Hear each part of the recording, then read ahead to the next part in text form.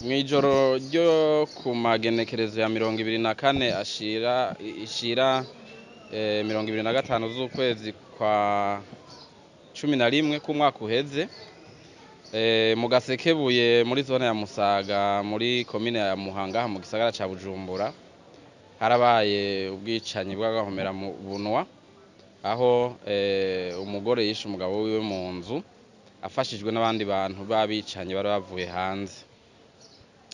Ukungene rero vyagenze, abo abicanye batatu, uwitwa Ndibanje Jean Paul, Niyongabo Emmanuel, aribo babo mwabonye baza bamaze gufatwa bari kumwe n'uwo yabatumye, uwo mugore yabatumye, hamwe n'uwitwa Minani Andre batazira Feredi mugabo wewe atarafatwa kiriko araronderwa. Baraje muri iyo nzu nk'igihe cy'isaha indwi y'ijoro, hanyuma basanga uwo mugore biboneka neza ko ariwe yabatumye, araheza arabafasha kwica barashe umugabo wiwe. Abajejwe kuraba amagara y'abantu baranabonye bamusanze kwibikomere, biboneka neza yuko imbere yo kumurasa babanje kugwana, yabanje kwigwanira ko n'urutoki rwameze nk'urwacika, n'umuntu uratabuka, biboneka ko yabanje kwigwanira kuko yari umuntu w'inguvu.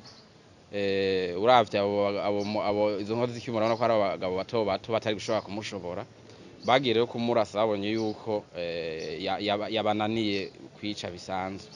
Bamaze gukora iryo bara, umwe muri izo nkozi z'ikibi uwitwa Ndibanje Jean Paul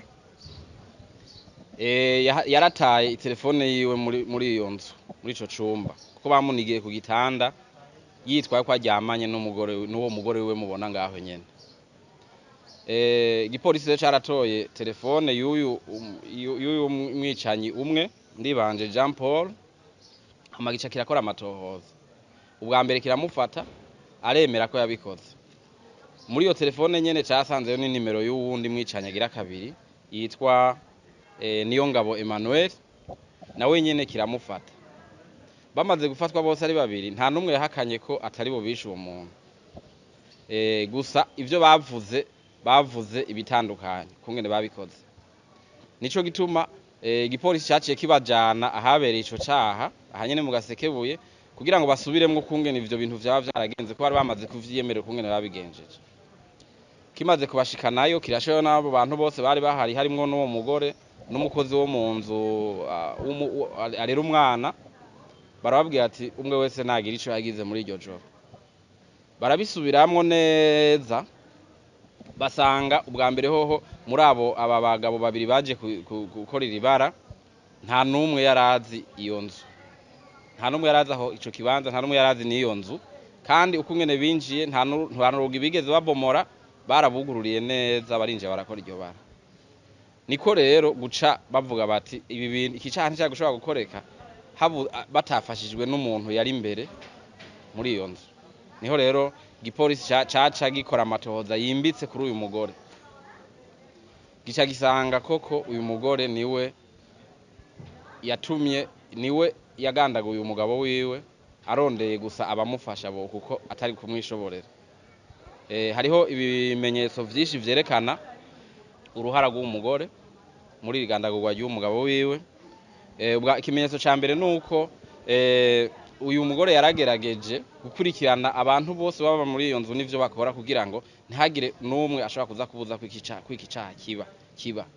Aha twamenyesha yuko nk'uyu mukozi wo mu nzu wenyene akuze ari warera umwana, yaranamwugaraniye mu cumba iwe, mu gihe arira hanze asangira n'abandi, yamujanye mu cumba mugaranirayo, kandi acavayo yugariye inyuma kugira ngo ntaze no kuvyuka ngo abone ibiriko biraba cyangwa ashobore gutabara.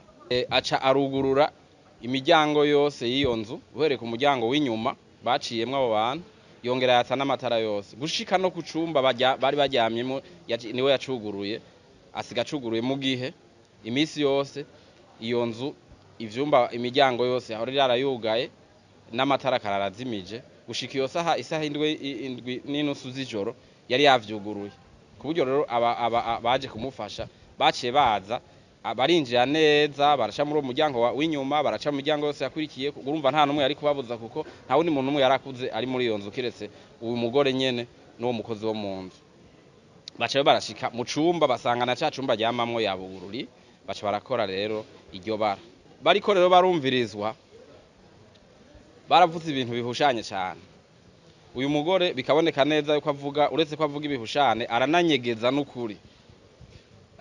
n'ukuri mu byo avuga. Hanyuma kandi bagerageje kuraba aho yoba yaragiye muri uwo mwanya barabonye yuko yagiye muri rohero.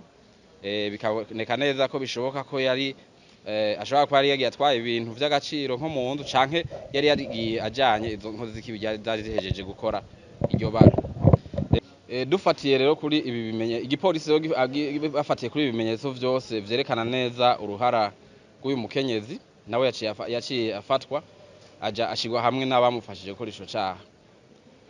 Aha rero ico twomenyesha ubwa mbere ho no gutera ivyatsi ububisha bw'abagore bamwe canke abagabo biha ingendo yo kugomba kugandagura abo bubakanye. Ibi bintu nibara bibaza ngo ntibizomenyekana. Twamenyesha yuko igipolisi gifise ubuhinga n'ubushobozi bukwiye bwo gushobora kumenya neza gutohoza kikabona neza icaha n'ingene cabaye kandi ko atanumwe azosiga igipolisi.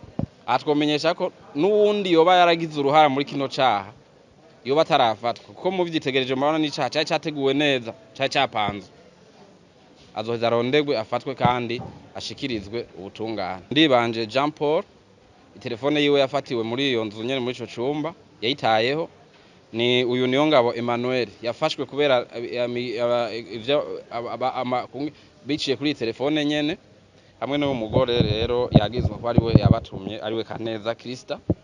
Hakaba hakiriho uwundi agira kandi akiriko ararondegwa w'umugabo yitwa Minani Andre batazira Feredi kugira ngo bose bahezwe rero bace bashikirizwa ubutungane maze babazwe kuri ubu bubisha bashoboye gukora.